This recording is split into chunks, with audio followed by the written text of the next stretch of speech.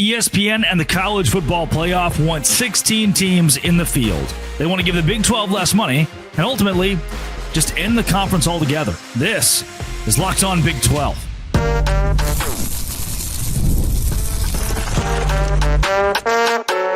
You are Locked On Big 12, your daily podcast on the Big 12 Conference. Part of the Locked On Podcast Network, your team every day. Happy Tuesday, everybody. Welcome to Locked On Big 12. I'm Drake Toll from America's #1 Big 12 podcast, Locked On Big 12. Thank you for making this show your first listen every single day. The College Football Playoff Committee is moving towards 16 teams, multiple automatic bids for the SEC and the Big 10, far more than the Big 12. That's not good. We'll also hit Texas A&M. That's the saddest program in college football, period. They should never let the Big 12. They regret leaving the Big 12. Here's why. And then Bill Belichick probably won't be the head coach at North Carolina when the season starts against TCU. Don't worry, Horned Frog fans. No Belichick on their sideline. The buyout, only $1 million after June 1st, and he has absolutely ruined his reputation. We'll get to all of those with TJ Pittenger of College Football Addiction. If you hit subscribe, I get to keep my job. College Football Playoff Committee. What are you doing? Something that we talked about a few weeks ago, months ago, the college football playoff format changing, and maybe what we expected is picking up steam, a 16-team format. Honestly, I actually thought that they would go 14. I understand why not. We'll talk about that in just a moment. But 4 to the Big 2 conferences, Power 2 conferences, whatever you want to call them, SEC, Big 10, 2 to us little guys, ACC and Big 12, 1 to the group of 5, 3 AQs. Seems like it's what we will go to next year. What are our thoughts on this? Well, it's funny you mentioned them being the Big 2 or the Power 2 or whatever they want to be called. It's what they want to be called. They want to be referred as by their own moniker, by something separate from the ACC, separate from the Big 12, separate from the West Coast Pac-12 conglomerate that they've created over there. The Big 10 and the SEC are pushing for this complete and utter separation of conferences, and this is another feather in the cap of trying to bring down not just the Big 12, not just the ACC, but the group of 6. This is an On3 report that the 16-team college football playoff bracket is gaining support. Ross Dellinger put it out first. On3 editorialized it a bit and brought up the fact that having one group of 6 team considered in this conversation is going to just completely kill. We've now said, hey, we want to expand from 4. Let's go to 12 and let's go then to 16. And as we do that, we'll continue to diminish, despite that growing number, how many group of 6 teams are included. The fact that a Boise State or a James Madison or any given year a San Diego State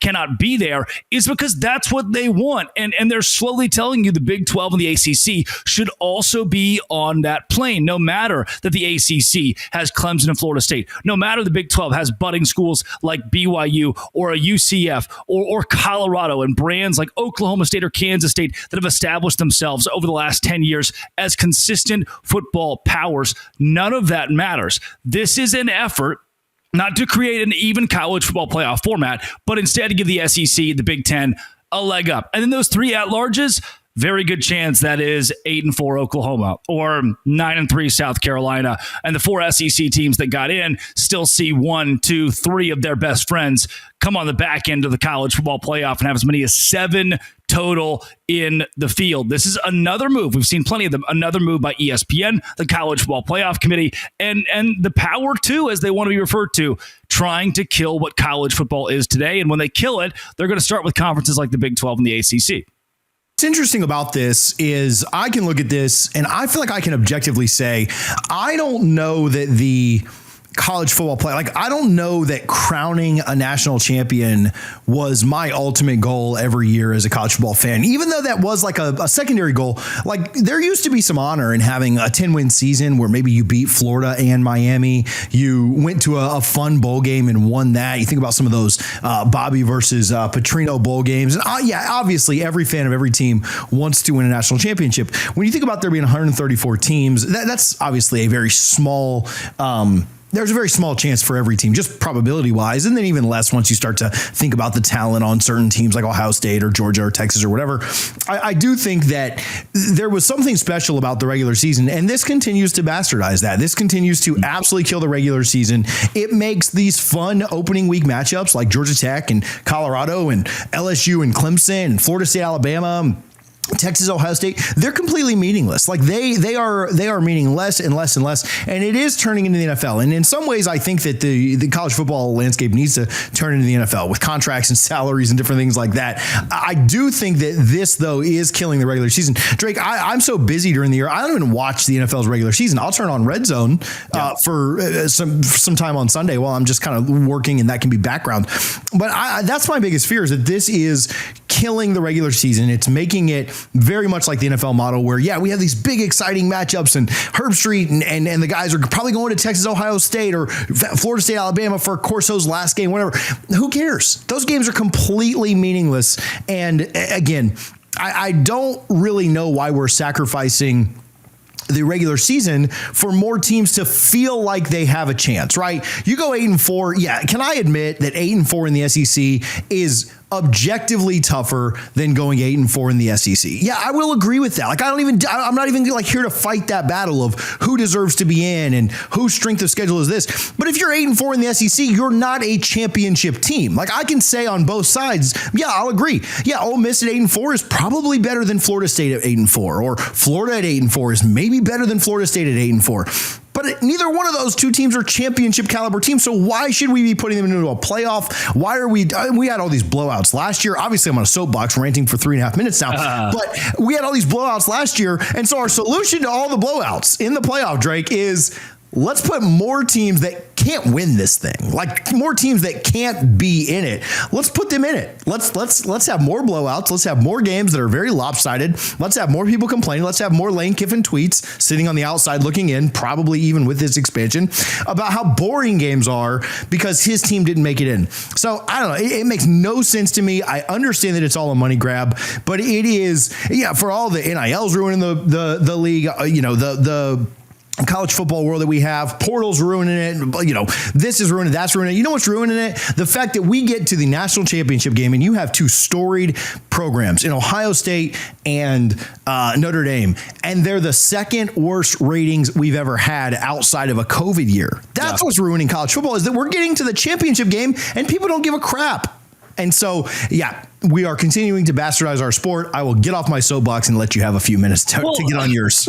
If you ask the question of why we do it for money. And I'm going to I want to file in line with you here and double down on what you just brought up about the regular season being diminished. If we crown a true champion like the BCS model, or even models in years past where, in 1994, you go to the Orange Bowl and the top two teams in the country duke it out and the AP names you national champions. Oh, we hate that system. Well, the ratings were so much better because we decided, Penn State is number one and Florida State is number two. Let's just have those two teams play the winner take all biggest game of the season. Now, TJ, you might see that same Penn State, Florida State 94 matchup. Let's just spitball in there in the first round of the college football playoff, where you're going, wait a second. These are two teams that are playing in round two that could have been 1 and 2 for the postseason after they won their conference championship games, but they couldn't be because there was this weird algorithm where the winner of the conference championship had to be a top 4 seed and the other one who lost had to be outside the. So we've concocted a format where we may have seen the true national championship a round or 2 rounds before the final game of the college football playoff is played in a 12-team format. Now with 16, that gets even crazier. And what's worse is when I bring up money being the reason of doing this, this isn't added money to the Big 12. It's not added money to the ACC. There's not going to be more dough that's dished out to the group of 5. 4 teams, based on the payout that's given to you by game and the payout given to you by teams that make it in, will just make the rich richer. We're just going to give the monopoly of college football that the SEC has established even more power. That is the goal of this. It's not even to crown one true champion. It's to play as many high-profile games as possible, to see Ohio State and Georgia play as many times as possible. The same reason Texas and Oklahoma are in the SEC, to see Texas and Georgia, Oklahoma, Alabama play as often as possible to make more money, and it's ruining the sport.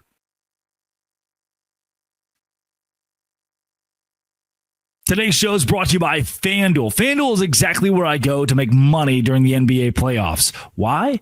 How? Well, I just go in and say, Nikola Jokic is very good at what he does in the whole basketball courts. I want to put money on him and his team to win. They make it easy to stay in the game before tip-off and live player props, performance trends, same game parlays, and when players like Jokic are showing up in the biggest moments, you can track their trends and help build your next bet all through FanDuel. And a $200 bonus in bonus bets will be in your account if your first $5 bet hits. Ton of excitement comes along with that. If you're new to FanDuel, this is the perfect time to sign up. Go to FanDuel.com. Place your first $5 bet. If it wins, you get $200 in bonus bets. Make every moment more with FanDuel, official sports betting partner of the NBA. It's time to utilize FanDuel. Do you think they're regretting the move to the SEC? I think Texas A&M regrets the move to the SEC more than any defunct Big 12 team. Even Missouri has gone to SEC championship games, and Missouri has been right there in New Year's Six Bowls for the opportunity to play for a college football playoff or a championship. And A&M is now seeing, the second that Big Brother Texas moves in and Oklahoma moves in, they're now seeing a complete and utter downfall. One of the worst years you could ask for as a fan of a collegiate team. Now, look, there are those putrid Baylor teams where they were terrible in basketball, baseball, and football. There are putrid Northwestern years where they're bad at everything, or a Purdue year, or pick a random team and you can find years in their program where they've just sucked. The problem for A&M, I think this year has established it maybe more than ever, is leaving the Big 12 just sign themselves up for a heartache. And if you're a fan, I'll get to why, but if you're a fan, the first thing I want to ask you, that extra $20 million a year the university got, how much of that money do you get? How much of that money, the $20 million that you were so excited about, we're going to the SEC, more exposure, more money, more TV time. How much of that has changed your life for the positive? How much of that has made your viewing experience as a fan better? The answer is none. This is from TexAgs, which is the biggest Texas A&M site where people go on their message boards and type a bunch of stuff. And this says, how do you get one win away from winning your first Big Three championship since 1939 and your most successful head coach in program history leaves for your arch rival? That's baseball. Then you start the season unanimous preseason number one, baseball. Break the record for fastest drop-off from number one to unranked, and you're going to miss the postseason in baseball this year. They got swept by Missouri, the worst team maybe of all time in the SEC. Then you start 8-1 in football, first place in the conference, finish the season losing 4 in a row. You're 8-5. Then you don't make it past the second round of the NCAA tournament with one of the best basketball teams you've ever had, and your head coach leaves. Then you've lost all three big games in the Big Three sports to your arch rival in the first season of renewing the rivalry after 13 years of hiatus. All of that in 12 months. Texas A&M fans are as dejected as they've ever been. Missouri has found success. Nebraska has not. Colorado did not. A&M has not to the nth degree. They're the saddest of the schools that left the Big 12. And honestly, TJ, I think we're going to find that some of these teams that left, some of these schools that left, Colorado already proved it, they regret it. They regret it because they just weren't ready to compete. They were too cocky. They believed too much in that $20 million a year is going to change everything. And then it didn't. And now their fans have just been miserable for going on 15 years. You talk about that 20, how does that impact your life? And the answer would be if they took it and did something with it. The answer would, personally. Sure, yeah. Personally, because you say the same thing, right? Let's liken it to Florida State. How much is Florida State going to the Power 2 going to impact my life? Well, personally, none. I'm not going to make any more or less money, or my 401k is not going to grow because Florida State goes, or if they stay, I'm not in any financial trouble or anything like that. But I mean, you could look at an aspect and say, like, if your university or their program had done something with it, then yeah, you could say that it had brought them some more joy, some more pleasure, some more enjoyment on Saturdays or midweek or just whenever they are playing games. But they haven't even the problem. Does the problem stem from the fact that A&M just? What is their problem, right? I mean, I'm trying to figure out a way to ask that question. Yeah. Is it just leadership? Are they cursed? Is it, what is the problem? It feels like they hire decently. I mean, Jimbo seemed like a good hire at the time. Elko seems like a good hire. They certainly had a great baseball coach that did get poached, I understand, but they've hired okay. Basketball coach seems to be like, what is their problem at A&M? Yeah, I think that Texas A&M is going to forever live in the shadow of other universities in that state that are either above them objectively. Like UT is far and away above Texas A&M in the category of brand power, in the category of revenue. That's you can't debate it. They're also in a much larger city. Everything's pointing toward UT. Then there are the smaller schools like Baylor and TCU and Texas Tech and even Houston that A&M overlooks and says, oh, well, we don't even have to sniff at them. We're so much better than them. And the issue is they can't get out of their own way in not only losing to Texas, but also losing to the brands that aren't supposed to be as big. And then it's this overzealous nature that Texas A&M as a university has put on to try to come against Texas and overtake them. Heck, Saw Varsity's horns off their entire fight song is just a diss track about another university. It's not a fight song. It's a rap battle more than anything. And that mentality for decades on end is why they haven't won a national championship in a major sport since 1939, since World War II, because they're just chasing a university they can never overtake. And instead of making the main thing, which is winning at a high level, it's just, we need to make this next move that's going to get us more money to overtake UT. Make this next move that separates us even more from Baylor and Texas Tech and Houston. And then the second they do that, they still can't make the main thing, which is winning. They have to make it this comparison game about, are they watching us? Do they see us? Do they see how good we are? Do they see that we went to the SEC, which is way better and bigger than the Big 12? And then when you become overzealous, when you're the Utah who walks into the Big 12 conference and says you're going to run the place and you don't, things tend to go poorly year in and year out. That's where Texas A&M sits right now. And I know this is almost antithetical to the Big 12's point. I'm making the case here A&M would be better suited in the Big 12 because they'd have a better shot at winning.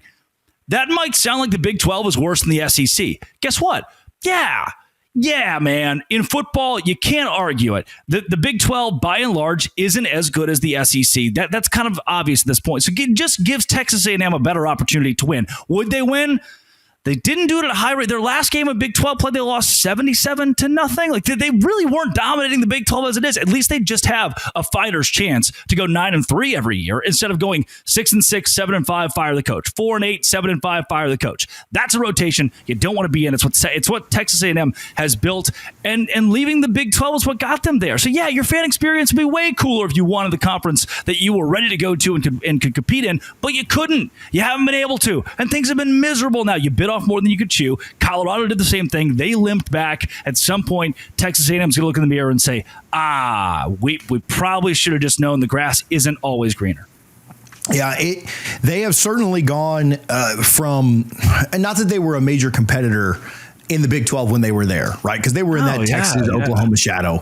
But you just think about where they'd be right now in that league, right? And if you could, now would they get the same talent that they have right now in College Station if they were in the Big 12? Maybe not, right? Like maybe you'd lose some of that talent that just wants to play in the SEC. But now the SEC has added powers like Texas and Oklahoma obviously has not done great there in year one, but there's some promise with that defense that they've got. There's some promise with pulling in what I think is the best quarterback and the best. Big 12 fans won't want to hear me rave about these two teams, but I think Oklahoma has pulled in maybe the best quarterback and running back duo out of the portal. And if they pair that with another top 10 defense, I think they're going to be a competitor there to go 8-4, 9-3-ish. And you look at the tiers of the SEC. Every conference has their tiers. A&M is probably in the second to last tier, in my opinion, right? I think they're above the Mississippi States, the Kentuckys, the Vandys, although obviously Pavia had a nice year last year. I think they're above that tier. But I don't think they're in the same realm, even though they beat them head to head. I don't think they're in the same realm as even LSU. They're maybe right there around South Carolina, somewhere.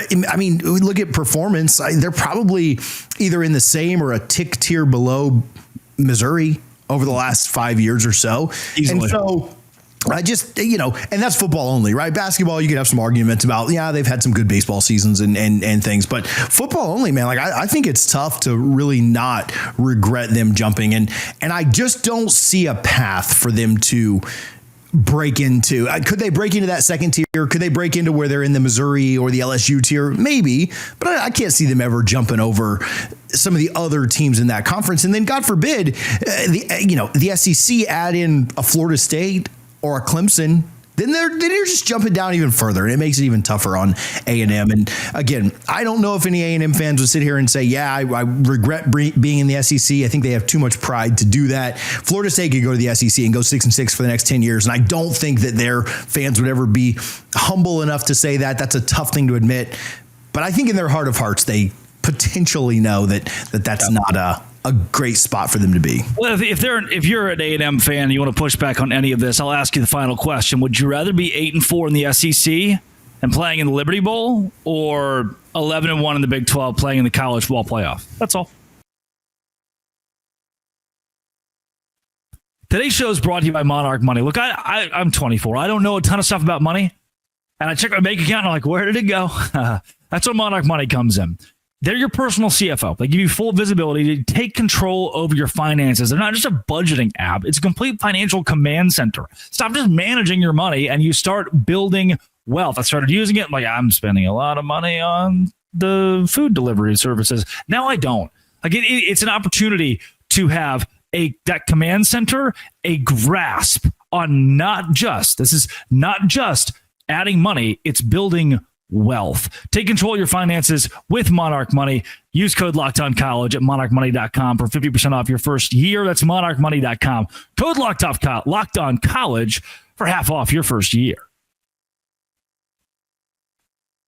Yeah, Pablo Torre of ESPN has been on the money with reporting about Bill Belichick in North Carolina, and Torre makes the case that Belichick might not be the head coach at North Carolina by the time they kick off their very first game next season against TCU, a Big 12 team. And this is completely valid. You have a coach that is in his 70s with a girlfriend who is my age. I'm 24, who is my age. And if that's not even, if you don't even have an issue with that, fine. We'll put that in a vacuum. And then we'll say, wait a second, no matter how old the girlfriend or wife is, she's taking over the program, the PR, the life of the head coach, and a black spot. She's become a black spot PR-wise on what this university is trying to do in building its football program. So we've heard the rumors that North Carolina wants to go to the Big Ten or wants to go to the SEC. There may be mutual interest there. They could be the big domino to fall alongside Notre Dame in expansion instead of Clemson and Florida State. The last thing you want is a nightmare at the top. You see a lot of times.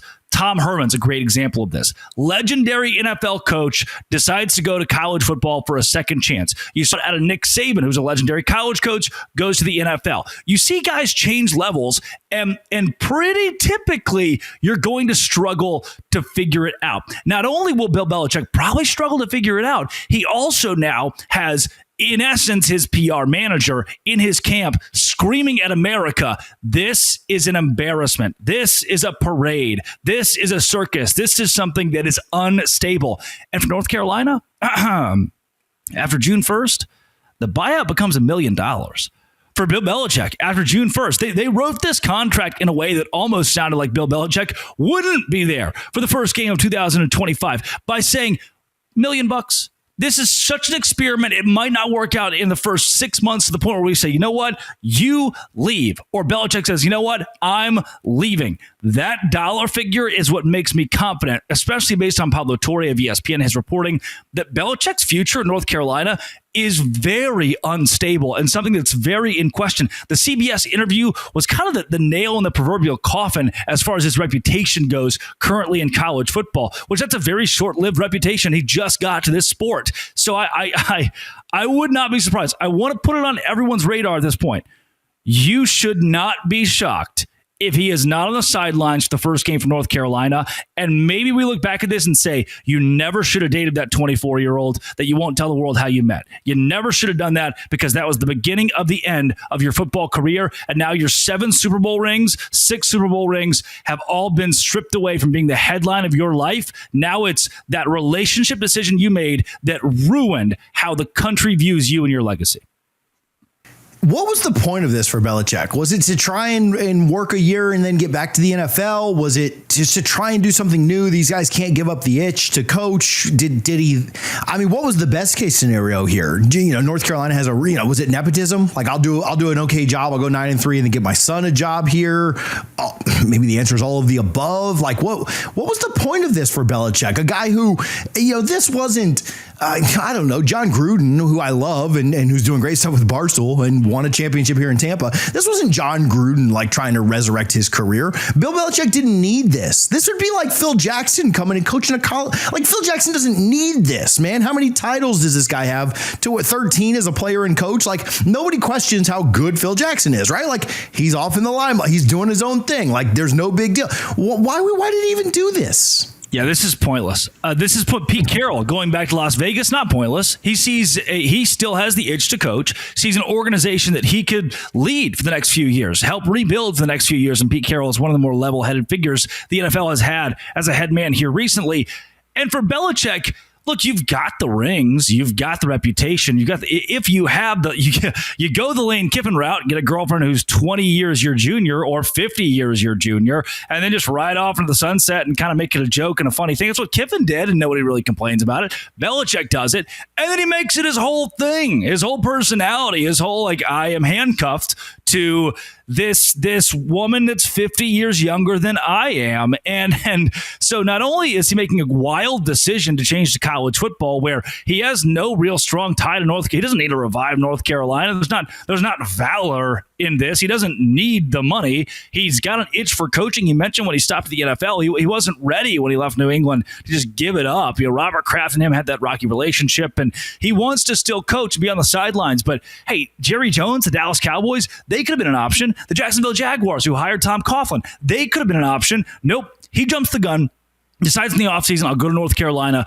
Very likely for exactly what you said, and that's to give his son a future in football as a head coach, because it's so tough. You see it often where kids of legendary coaches that get into the profession struggle to find their footing because they're always going to have that name tied to them and the expectation tied to them, and that gets really hairy pretty. Now it's worked out every now and then. It's worked out a couple of times, but by and large, it's just tough to find a footing. And I'm not sure if anybody, especially hearing the drama that came out of New England, would hire Belichick's son at this point. So he's looking out for his kid's future, maybe not the future of himself, and instead, based on personal decisions that have nothing to do with football and a legendary football career, he has put himself, his camp, his son, North Carolina, in a terrible spot. If I'm a UNC fan right now, my head's in my hands. You hired a circus. You took a risk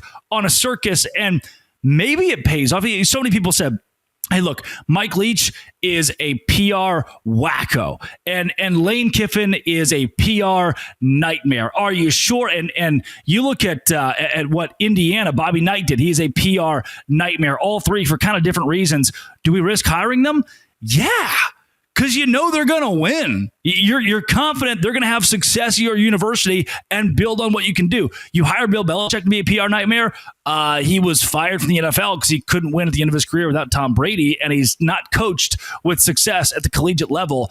And now we're just going to take a chance on that, and it's blowing up in your face. If I'm a UNC fan, I have no faith in what the Tar Heels are going to do this fall. What's the best case scenario here? We just don't hear about, but he doesn't say another word in the media for the rest of the summer, and then they just get to the season and winning fixes everything. I would put, I would put $1,000 right now confidently that Belichick will not last 2 years at North Carolina, two full calendar years at North Carolina. There's just no chance. So I think your best case scenario, honestly, if you want to move on, you need to move on, is Belichick not walking the sidelines that first game. You tried. You did the experiment. It's become such a sore on your university and what you're trying. And now you want to build your brand to expand elsewhere. And you thought you were being serious about football by hiring Belichick. To me, and it might sound unpopular, there isn't a way he coaches 2 full seasons there and then stays for a third. That's where I'd put the grand. And so at that point, man, just rip the Band-Aid before you're begging for a Tom Herman situation. Just rip the Band-Aid when you kind of know now what the end is going to be. It's $1 million. Pay that $1 million and go hire. You mentioned Tim Elko. Hire that kind of guy who is working at a job, winning games at a level where, hey, man, go hire a guy at the group of 6 level who's having great success, or at a smaller school like a Duke, like Elko was having great success, and go under the radar for a bit. You're just going to need to keep out of the PR limelight. You could argue, you look at some of the famous scandals in college football, whether it be Baylor or even Petrino at Arkansas. Their next hire wasn't Bill Belichick. It wasn't flash. It was hey, let's go get Matt Rule from Temple. Let's go get Brett Bielema from Wisconsin, who they've just been quiet. They've won a lot of games and been quiet. If you're North Carolina, I think your best case scenario is to move on without Belichick. If you're Bill Belichick, I think your best case scenario is to move on without your girlfriend. Before I can hear everybody running in the comments, Mike Elko at A&M. Before everybody corrects Drake, I'll do it here so the comments. Tim Elko. So the comments don't have to. Son. I used to work around Mike's son. That may be what it is.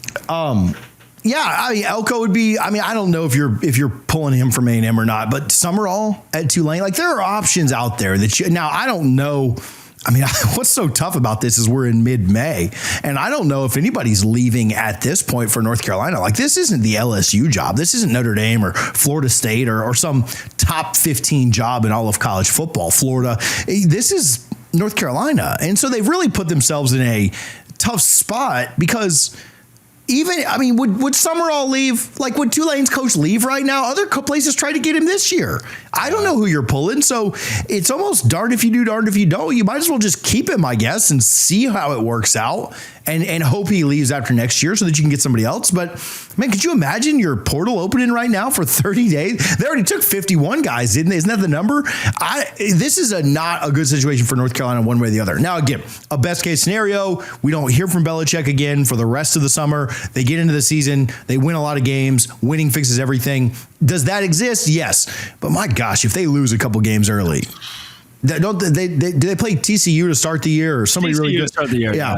Play TCU to start the year. They got Clemson early. I mean, you go 0-2 in those games, and their ACC schedule the rest of the way. They don't play Florida State. They don't play Miami. They don't play us. There's some other good. They've got it pretty made in the shade as far as the schedule goes. But with the dysfunction outside the locker room, what does it look like inside? We'll find out for sure. Just not a great situation for UNC at all. Drake, where can people follow you? Where can they find your work? Yeah, at Drake C. Toll on Twitter, at LOBig12 on the same app, and wherever you find your podcast with Locked On Big 12 and YouTube. Awesome. Thanks, buddy. Anytime.